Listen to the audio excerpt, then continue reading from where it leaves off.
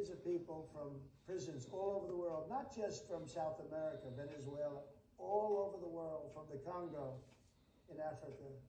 Hundreds of people, thousands of people from the Congo, rough prisoners, from Asia, from Europe, rough parts of Europe. Why would they allow them to come into our country? Why would they do that? It's the one thing I can't figure out. And I don't believe it was Joe Biden. I really don't. I mean, look, he's been a sort of a moderate person over his lifetime, not a smart person, but somewhat vicious person, I will say. If you feel sorry for him, don't feel so sorry because he's vicious. What he did with his political opponent and all of the people that he hurt a lot of people, Biden.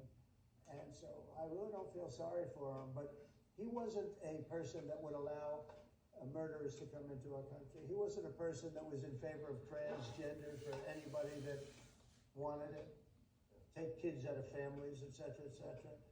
So I just don't understand why a thing like this, how a thing like this could have been allowed to happen. Very sad. It's very sad for our country.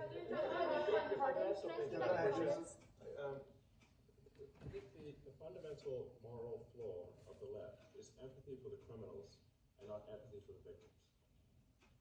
Empathy for the criminals, but not empathy for the victims. And there's been way too much of that. That needs to stop. To the president's point, there's been immense judicial overreach that is unconstitutional. That was never intended. And it's undermining the people's faith in the legal system. It needs to stop. It's gone too far.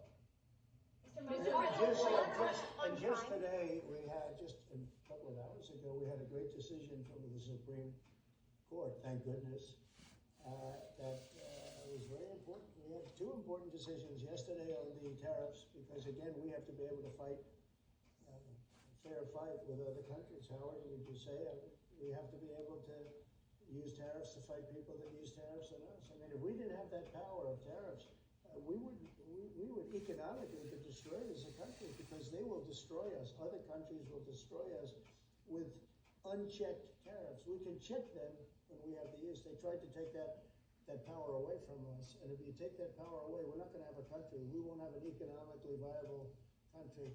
But it's very important on immigration that we be able to get people out without having to go through a long court case. I mean, it was up to some of these judges. Every single one of these millions of people, criminals, prisoners that were let go from jails because they save a fortune when they do, they brought them into the United States.